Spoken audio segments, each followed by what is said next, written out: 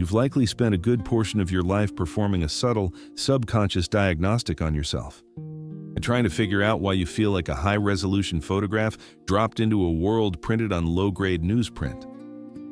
You aren't being difficult, you aren't too sensitive, and you certainly aren't broken or malfunctioning. The truth is far more provocative. You are likely part of a demographic that carries the quiet, heavy, and often exhausting paradox of high-functioning giftedness. Giftedness is not about winning trophies, skipping grades, or having a high score on a standardized test. Those are merely the outward symptoms that society chooses to celebrate. In reality, it is a specific neurological state. See, where the very traits that make you exceptional are the same ones that make you feel like an alien in your own skin. To the outside world, it looks like talent or intelligence, but from the inside, it feels like an engine running at 8,000 revolutions per minute while you're stuck in a 20-mile-per-hour school zone. Today, we are stripping away the academic labels and the special education fluff, and to look at the raw clinical machinery of the gifted mind. We are going to dissect why your brain refuses to turn off, and why you experience injustice as a physical pain, and how your neurobiology effectively forces you to suffer from the agony of understimulation. The foundation of this experience is what Polish psychologist Kazimierz Dabrowski identified as overexcitability, a term that fails to capture the sheer intensity of the experience. This isn't excitement in the casual sense. It is a physiological reality, and where your nervous system processes sensory, emotional, and intellectual data with extreme intensity.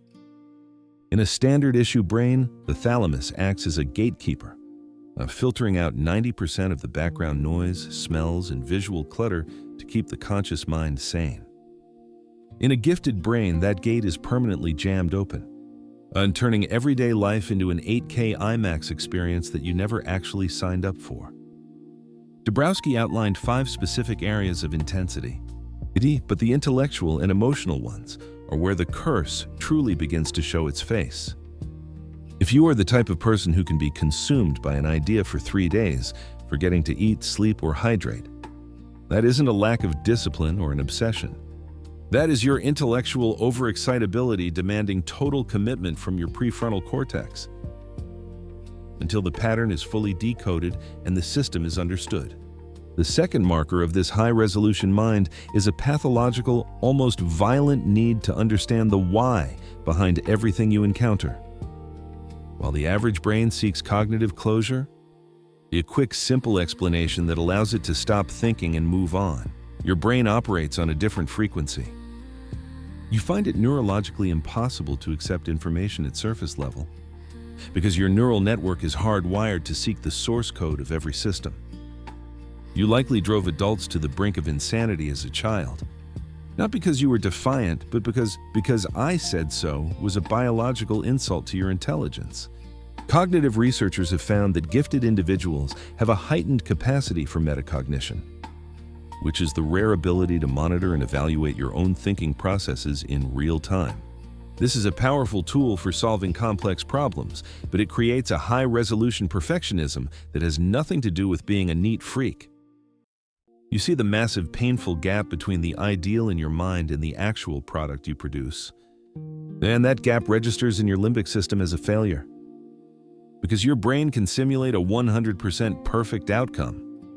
A 95% success rate feels like a catastrophic collapse of your internal standards. You are your own harshest critic by biological design, but by seeing flaws and inconsistencies that remain completely invisible to everyone else in the room. The third sign is a specific quiet loneliness that comes with operating at a significantly higher processing speed than your environment. The Gifted Development Center has found that gifted adults frequently report feeling out of sync with their peers from a very young age. This isn't about arrogance or a sense of superiority, though society often misreads it that way to protect its own ego. It is a realization that you are processing reality at a higher frame rate, picking up on subtext, irony, and patterns that others simply don't see. You spend your social life tuning down your vocabulary, your humor, and your intensity, just to bridge the gap between yourself and the group. This results in a state of low-grade exhaustion, because you are essentially acting as a real-time translator for your own thoughts every single day. Over time, this leads to intellectual camouflage, where you learn to hide your curiosity and your speed. The tragedy is that for many, the mask eventually fuses to the face, and you genuinely forget the sheer horsepower of the mind you're actually driving. The fourth sign involves the way your brain handles connections, a process known as divergent thinking on steroids. A standard mind thinks linearly. Point A leads to point B, which eventually reaches point C in a predictable, stable fashion. But the gifted mind moves in webs, creating a non-linear network of sudden leaps, intuitive synthesis, and cross-disciplinary connections.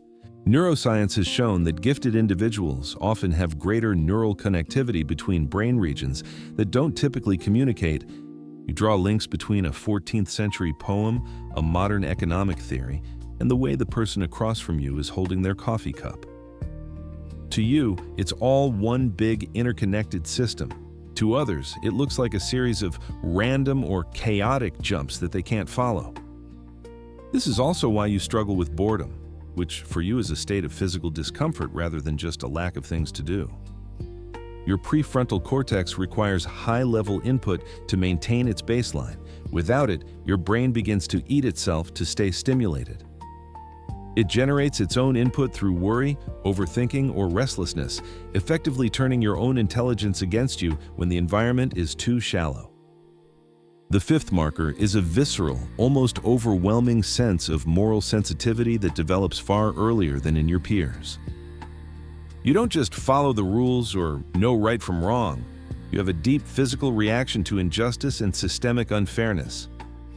Your amygdala, the brain's emotional processing center, appears to function with significantly greater reactivity than average in these contexts. This means that a small injustice in the world or your workplace registers in your body as a systemic emergency, triggering a fight or flight response. You cannot simply look the other way or let it go, because your nervous system registers moral inconsistency as a broken pattern that must be corrected. The sixth sign is a phenomenon called asynchronous development, which means you often feel like different ages at the exact same time. You might be able to discuss complex geopolitical issues or quantum physics with the depth of a 50-year-old, yet feel the emotional vulnerability of a child. This gap between your intellectual capacity and your emotional or social experience creates a profound sense of internal instability. You are expected to be mature because you are smart, but your emotional brain is still processing the world with an intensity that is hard to regulate. The seventh and perhaps most debilitating sign is what we call the imposter paradox, a special brand of self-doubt reserved for the highly intelligent.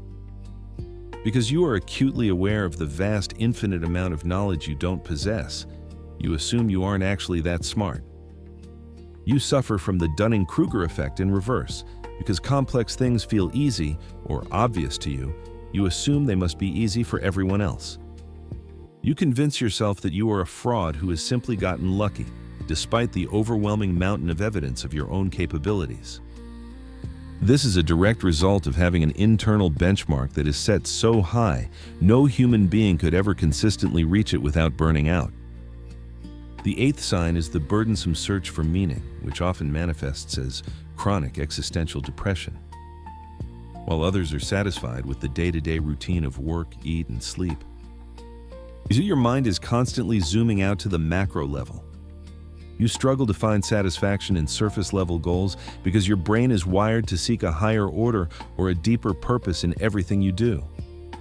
When the world fails to provide that meaning, which it often does, you experience a specific kind of existential despair that most people never have to face. This leads to the ninth sign, sensory overload that others dismiss as being picky or fussy. The tags on your clothes, the hum of the refrigerator, or the specific flickering of a fluorescent light aren't just minor annoyances to you. They are neurological intrusions that disrupt your flow state because your brain is incapable of tuning them out like a standard-issue nervous system. You aren't being difficult. You are experiencing a sensory assault that is the direct result of your high-resolution data intake. The 10th and final sign is the quiet exhaustion that comes from a life spent gating your own intensity. You have spent years making yourself smaller so you don't take up too much space, slower so you don't leave people behind, and quieter so you don't sound arrogant. This constant self-censorship is a massive drain on your psychological energy, leading to a bone-deep tiredness that sleep cannot fix. The real last realist insight here is that giftedness is not a gift you use. It is a condition you live with every single second of the day. It is a high-speed, high-resolution operating system that requires specialized maintenance and a specific kind of environment to thrive. If you've spent your life feeling like you were too much for the people around you, it's time to stop apologizing for the volume of your mind. You weren't built to live in a low-resolution world, and trying to fix your intensity is like trying to turn a jet engine into a toaster. The healing starts with the radical act of giving yourself permission to exist at the frequency you were actually built for. Join us at The Last Realists, where we strip away the societal noise and get down to the clinical neurobiological truth of what it means to be alive. Subscribe and hit the bell, because while the masses are satisfied with the low-grade newsprint, we are here for the 8K reality.